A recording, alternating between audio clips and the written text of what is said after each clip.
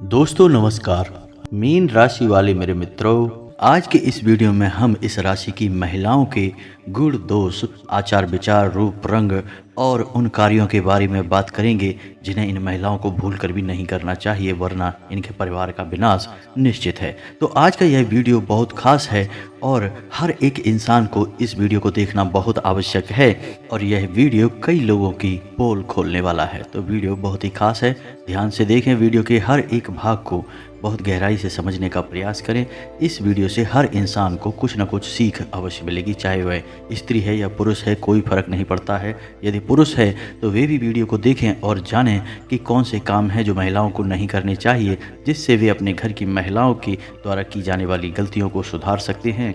क्योंकि हमारे देश की संस्कृति में महिलाओं को पुरुष के समान ही दर्जा प्राप्त है, या यूं कहे कि पुरुष से भी उच्च दर्जा प्राप्त है। उन्हें देवी का स्वरूप माना जाता है और किसी भी घर की महिला को उस घर की लक्ष्मी का साक्षात स्वरूप माना जाता है। तो वीडियो की शुरुआत करते हैं इस राशि की महिलाओं के गुण और दोषों के बारे में बात करके।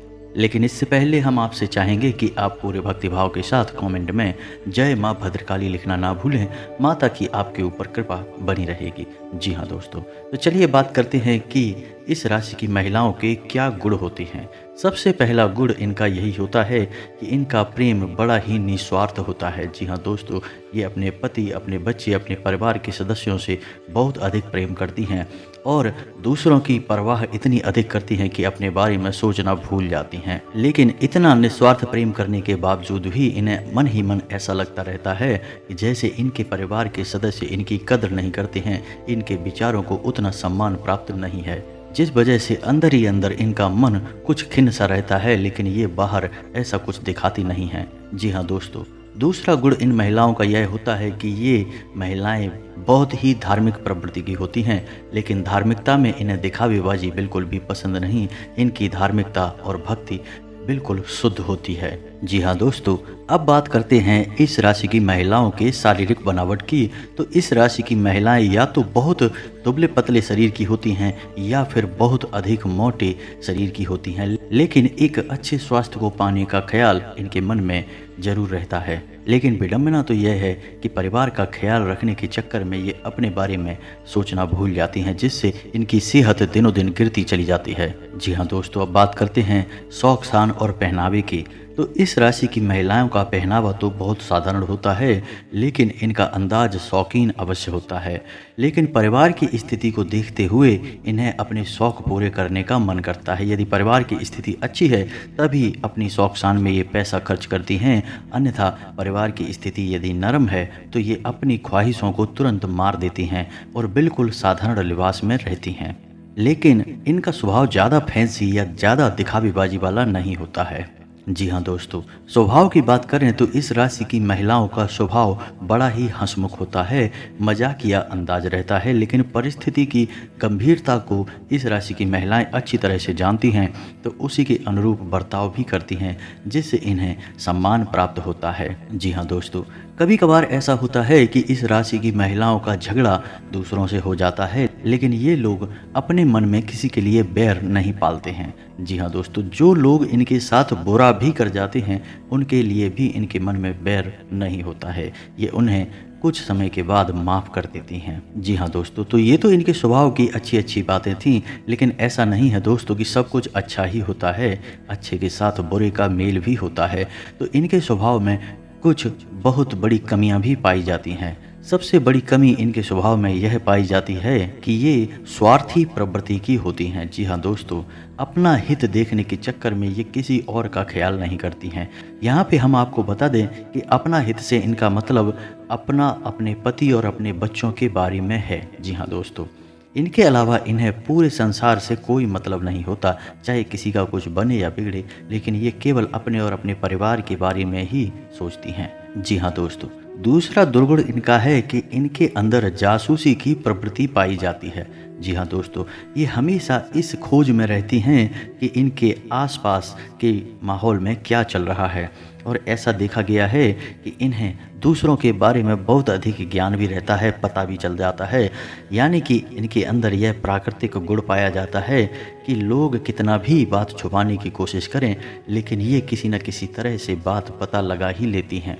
कहने का मतलब यह है कि दूसरों की गुप्त बातों को जानने में इनकी गहरी रुचि होती है। जी हाँ दोस्तों, इसी के साथ साथ इनके अंदर एक दुर्गुण और पाया जाता है कि ये झूठ बड़ी ही आसानी से और सरलता से बोल देती हैं। जी हाँ दोस्तों, ये परिस्थिति के अनुसार बात को अपने हित को ध्यान में रखते हुए बोलती हैं और इसी चक्कर में ये असली बात में झूठ की मिलावट भी कर देती हैं। लेकिन इन सब के बावजूद भी इनका स्वभाव बहुत मेहनती होता है और ये किसी भी काम को बहुत अधिक परिश्रम के साथ करती हैं और ये इस हद तक मेहनत करती हैं कि इनके मन में आराम करने का ख्याल भी नहीं आता है, जिसकी वजह से अधिक परिश्रम और अधिक मेहनत की वजह से इनकी तबीयत भी कभी कभार खराब हो जाती है। जी हाँ दोस्तों, तो ये तो थी इस राशि की महिलाओं के गुण और दोषों के बारे में। और अब बात करते हैं कि कौन से हैं वो 10 काम जो किसी भी महिला को भूल कर भी नहीं करने चाहिए, वरना उनके घर में दरिद्रता का प्रवेश हो जाता है, लक्ष्मी बाहर चली जाती है और घर का विनाश शुरू हो जाता है। जी हाँ दोस्तों, तो इन कार्यों में सबसे पहला कार्य जो महिलाएं अक्सर करती रहती हैं, जाने अनजाने ही सही, वह कार्य है कि रखे हुए आटे की रोटी बना देना। आटे को इस्तेमाल करने की कुछ शास्त्रीय विधियां हैं। जी हाँ दोस्तों, ऐसे ही अगर हम बिना सोचे समझे आटे को इस्तेमाल करेंगे तो यह आटा कुछ और ही दुष्परिणाम हमें देगा, हमारे घर में नकारात्मक ऊर्जा को बढ़ा देगा। तो कुछ सावधानियां हैं जो आपको रखनी चाहिए। सबसे पहले कि जब आपको रोटियां बनानी हैं उतना ही आटा आपको तैयार करना है रोटी बनाने के लिए।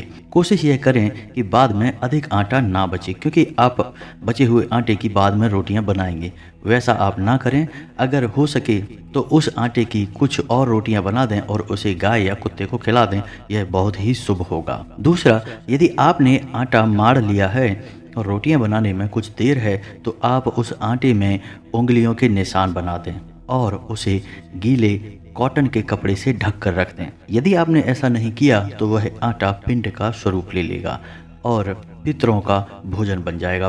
बाद में जब आप उस आटे से रोटियां बनाएंगे तो आप पितरों का भोजन अपने परिवार के लोगों को खिलाएंगे, जिससे घर परिवार पर पितृ दोष लगता है। एक और बात कि रात में बचे हुए आटे को फ्रिज में ना रखें, किसी भी कीमत पे ना रखें। बात यही है कि जब भी आप बचे हुए आटे को फ्रिज में रख देती हैं तो वह आटा पिंड का स्वरूप ले लेता है और पितरों का भोजन बन जाता है। तो कोशिश यह करें कि जितनी आवश्यकता है उतना ही आटा माड़ें और यदि आटा बच जाता है तो उसकी अधिक रोटियां बनाकर गाय या कुत्ते को खिला दें। यह देखने में कुछ बर्बादी जैसा जान पड़ता है कि कितनी रोटियां हम कुत्तों को खिलाएं या गाय को खिलाएं, लेकिन दोस्तों ऐसा करने से आपके घर में सद्गति आएगी, धन दौलत आएगी, आपके काम धंधे व्यापार अच्छे चलेंगे, तो बाद में सब कुछ सही हो जाएगा। जी हाँ दोस्तों, और दूसरी गलती यह है कि सूर्यास्त के बाद कभी भी घर में झाड़ू नहीं लगानी चाहिए। जी हाँ दोस्तों, यदि आपने झाड़ू लगाई भी है तो घर के कचरे को सूर्यास्त के बाद घर से बाहर बिल्कुल भी ना निकालें, उसे किसी कोने में इकट्ठा करके रखें। दूसरे दिन जब सूर्योदय हो जाए उसके बाद उसे घर से बाहर निकालें, अन्यथा आपके घर की लक्ष्मी बाहर चली जाती है। जी हाँ दोस्तों, तीसरी गलती यह है कि रात्रि के समय कभी भी कपड़े नहीं धोने चाहिए और यदि आपने कपड़े धुल भी दिए हैं तो उन्हें बाहर सूखने के लिए हरगिज ना डालें, वरना आपकी कुंडली में चंद्र दोष उत्पन्न हो जाता है। जी हाँ दोस्तों, चौथी गलती महिलाएं जो अक्सर कर जाती हैं कि खाना बनाने के बाद जो बर्तन गर्म होता है, जैसे तवे पर रोटियां बनाई और तवा गर्म है, उस पर सीधे ठंडा पानी डालकर उसे मांजने की कोशिश करने लगती हैं। तो उन्हें ऐसा नहीं करना चाहिए, वरना राहु दोष उत्पन्न हो जाता है। जब भी किसी गर्म बर्तन में सीधे पानी डालकर उसे धोने की कोशिश की जाती है तो राहु उत्तेजित हो जाते हैं और दोष उत्पन्न करते हैं, जिससे घर में क्लेश का माहौल उत्पन्न होता है, खुशियाँ गायब होती हैं। जी हाँ दोस्तों, अब बात करते हैं पांचवी गलती की। तो किसी भी सुहागन महिला को अपने सुहाग का सामान किसी अन्य महिला के साथ बांटना नहीं चाहिए। यह बहुत ही अपशगुनकारी होता है, खास करके मांग टीका, बिंदी और काजल। इन्हें सुहाग की निशानियां माना जाता है। इन्हें किसी भी कीमत पर किसी अन्य महिला के साथ शेयर न करें, बांटें ना। जी हाँ दोस्तों, अब बात करते हैं छठी गलती कि जब भी महिलाएं घर के किचन में काम समाप्त करें तो कोई भी जूठा बर्तन घर की किचन में बाकी ना रह जाए और ना ही किचन गंदी हो। खास तौर से जिस चूल्हे पर खाना बन रहा है वह चूल्हा गंदा नहीं रहना चाहिए। रात्रि को सोते समय घर की किचन बिल्कुल साफ सुथरी होनी चाहिए और यही नियम घर के हर एक कमरे का भी होना चाहिए। खास तौर से जिस कमरे में आप शयन करते हैं यानी आपका बेडरूम, वहाँ पर भी कोई भी जूठा बर्तन रात्रि के समय नहीं होना चाहिए। इससे आपका मंगल खराब होता है और घर के लोगों की मानसिकता दूषित होती है और क्लेश का माहौल उत्पन्न होता है और परिवार के लोगों में आपसी प्रेम कम हो जाता है। अब बात करते हैं सातवीं गलती की। जी हाँ दोस्तों, यदि कोई महिला अपने घर में तुलसी का पूजन नहीं करती है। तुलसी का पौधा तो हर घर में होता ही है और इसे सकारात्मकता का प्रतीक माना जाता है और तुलसी को विष्णु प्रिया भी कहा जाता है। यानी जिस घर में फलती फूलती तुलसी होंगी उस घर में धन दौलत आने से कोई रोक नहीं सकता है। तो यदि कोई महिला अपने घर की तुलसी का पूजन नहीं करती है, दीपक नहीं जलाती है, तो यह उसकी बहुत बड़ी गलती है। तो उसे क्या करना है कि शाम के समय तुलसी के पास एक शुद्ध घी का दीपक अवश्य जलाना चाहिए और भगवान विष्णु और माता लक्ष्मी की पूजा आराधना अवश्य करनी चाहिए। इससे घर में बरकत आती है और माता लक्ष्मी घर में प्रवेश कर जाती हैं। जी हाँ दोस्तों, अब बात करते हैं सातवीं गलती के बारे में और यह गलती अक्सर घर की महिलाएं करती रहती हैं, तो आपको इसके बारे में ध्यान से सुनना चाहिए। यह गलती झाड़ू के बारे में है। झाड़ू को लक्ष्मी का स्वरूप माना जाता है, तो इसे ऐसे स्थान पर रखना चाहिए जिससे आपके घर में आने जाने वाले लोग इसे देख ना पाएं, यानी इसे छुपा कर रखना चाहिए। दूसरा कि झाड़ू से कभी पैर नहीं लगाना चाहिए और तीसरा कि झाड़ू का कभी पूजन नहीं करना चाहिए।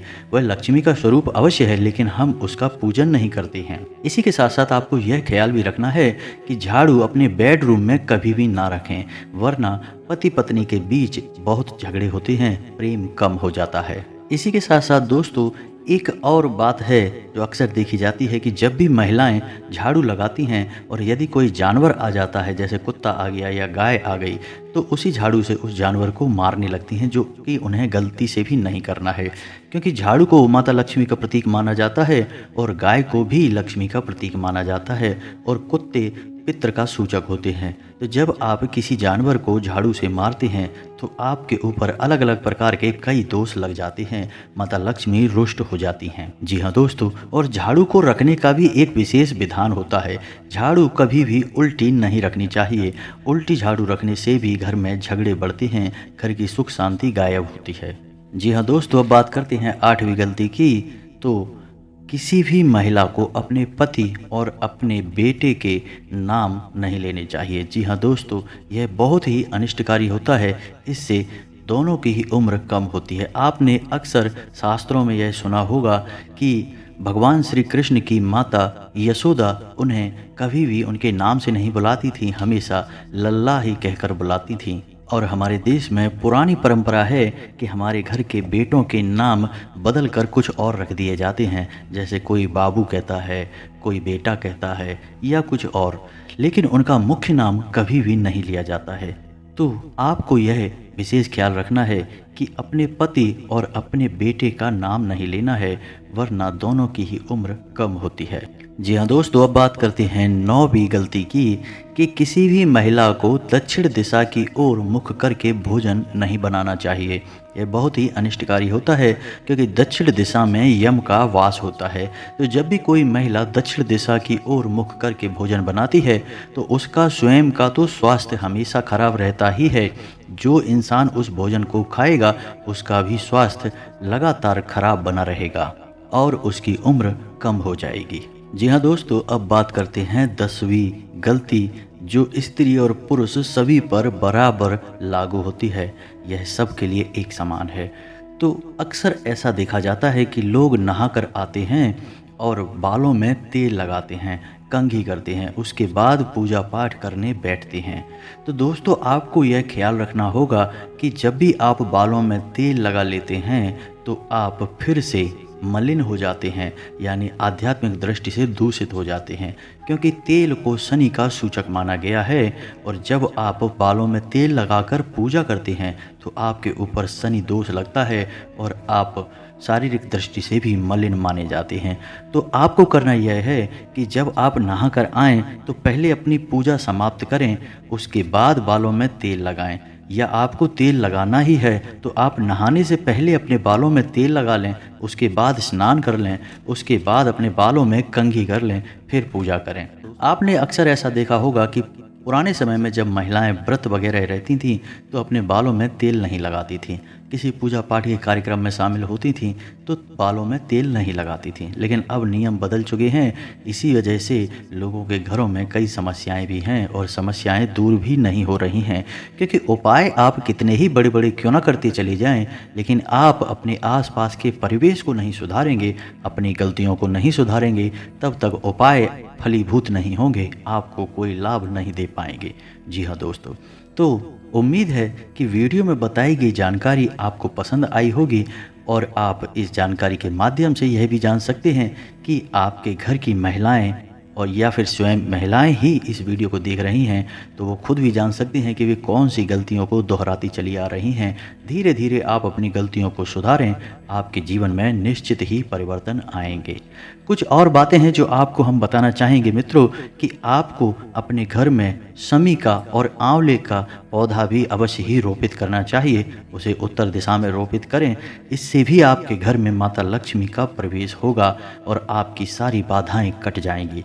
जैसा कि हम आपको बता चुके हैं कि घर में तुलसी का पौधा अनिवार्य है, वैसे ही ये 2 पौधे भी आपके घर में निश्चित ही होने चाहिए।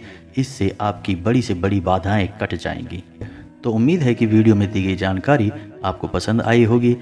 कमेंट में पूरे भक्तिभाव के साथ जय माँ भद्रकाली लिखें।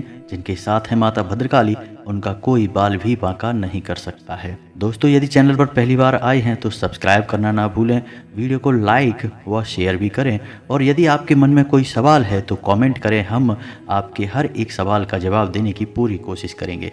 मिलते हैं अगले ज्ञानवर्धक वीडियो में, तब तक के लिए धन्यवाद। जय माता की।